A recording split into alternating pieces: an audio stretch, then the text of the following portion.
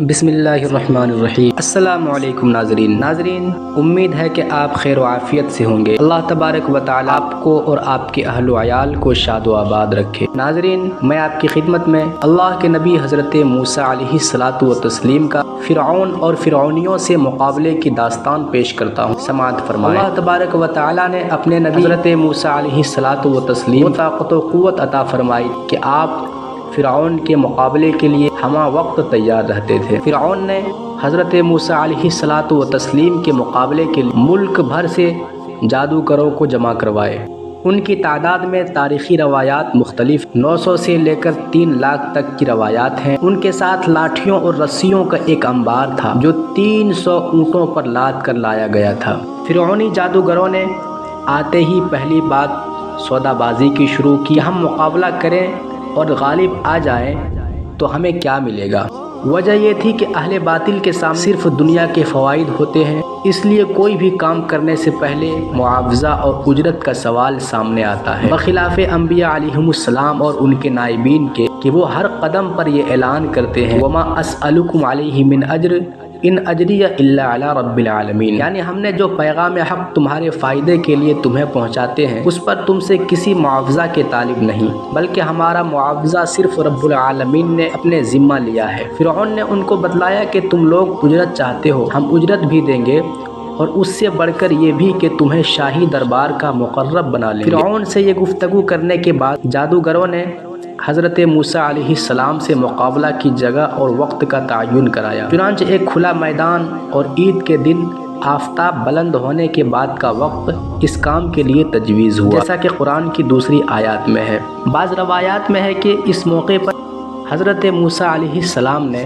جادوگروں کے سردار سے گفتگو فرمائی کہ اگر میں تم پر غالب آ گیا تو کیا تم مجھ پر ایمان لے آؤ گے؟ اس نے کہا کہ ہمارے پاس ایسے جادو ہیں کہ ان پر کوئی غالب آ ہی نہیں سکتا، اس لیے ہمارے مغلوب ہونے کا کوئی سوال ہی نہیں ہو سکتا، اور اگر تم غالب آ گئے تو ہم علی الاعلان فرعون کی نظروں کے سامنے تم پر ایمان لے آئیں گے۔ جب میدان مقابلہ میں پہنچے تو جادوگروں نے حضرت موسیٰ علیہ السلام سے کہا کہ یا تو آپ پہلے ڈالیں یا ہم پہلے ڈالیں گے۔ جادوگروں کا یہ کہنا اپنی بے فکری اور بڑائی جتانے کے لیے تھا کہ ہمیں اس کی پرواہ نہیں کہ ابتدا ہماری طرف سے ہو، کیونکہ ہم ہر حالت میں اپنے فن پر اطمینان رکھتے ہیں۔ ان کے انداز بیان سے محسوس ہوتا تھا کہ چاہتے تو یہی تھے کہ پہلا وار ان کا ہو، مگر اظہار قوت کے لیے حضرت موسیٰ علیہ السلام سے دریافت کیا کہ پہل آپ کرنا چاہتے ہو یا ہم کریں؟ حضرت موسیٰ علیہ السلام نے ان کے منشا کو محسوس کر کے اپنے معجزہ پر مکمل اطمینان ہونے کے سبب پہلا موقع ان کو دے دیا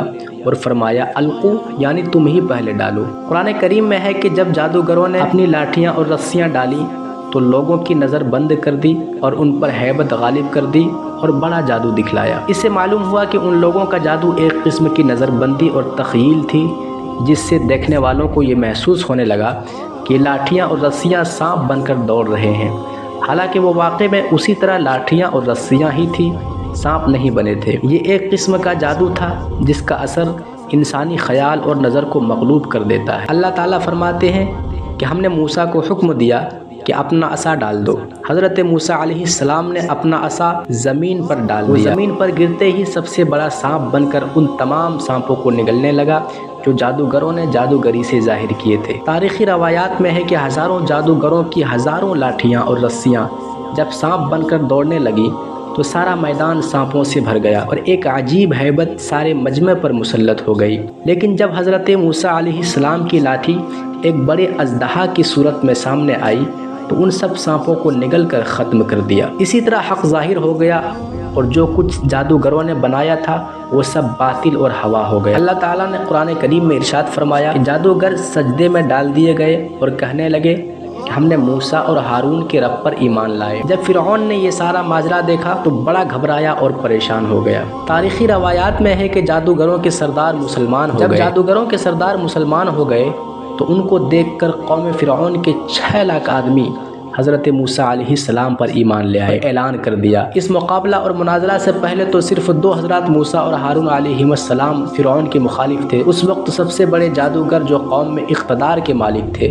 اور ان کے ساتھ 6 لاکھ عوام مسلمان ہو کر ایک بہت بڑی طاقت مقابلہ پر آ گئی۔ اس طرح اللہ نے اپنے نبی حضرت موسیٰ علیہ الصلاۃ والتسلیم کو فرعون پر غالب فرمایا۔ ناظرین، ہمیں اس ویڈیو سے سبق ملتا ہے کہ باطل چاہے کتنا ہی طاقتور کیوں نہ ہو، حق کے سامنے ہمیشہ شکست کھاتی ہے۔ ناظرین، اگر آپ کو ویڈیو اچھی لگی ہو تو لائک کریں، شیئر کریں، اور اگر آپ چینل پر نئے ہو تو ہمارے چینل کو سبسکرائب کریں تاکہ ہر آنے والی ویڈیو سب سے پہلے آپ تک پہنچے۔